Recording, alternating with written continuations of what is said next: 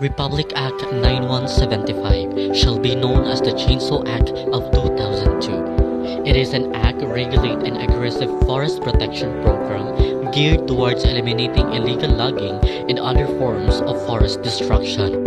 According to Section 2 Declaration Policy, it is the policy of the state consistent with the Constitution to conserve, develop, and protect the forest resources under sustainable management. The state shall regulate the ownership, possession, sale, transfer, importation, and use of chainsaw to prevent them from illegal logging or unauthorized clearing of forest. Penalties and sanctions. The first one is selling, purchasing,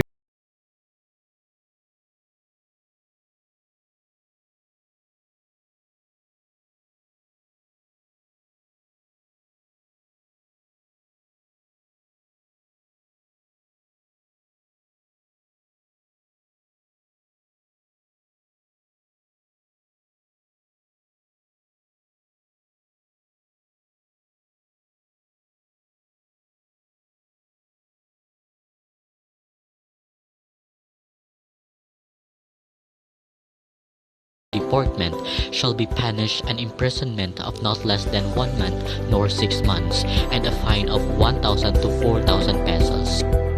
Third one is tampering of engine serial number.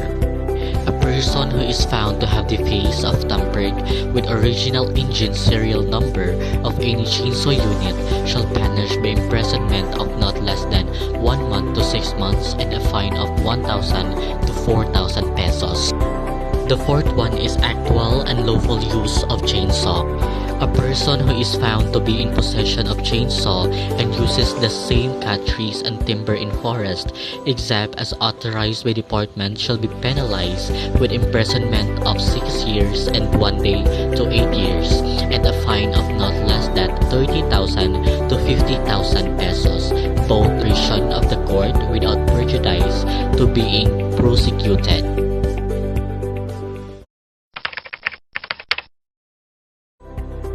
It is now possible to prevent chainsaw from being used in illegal logging.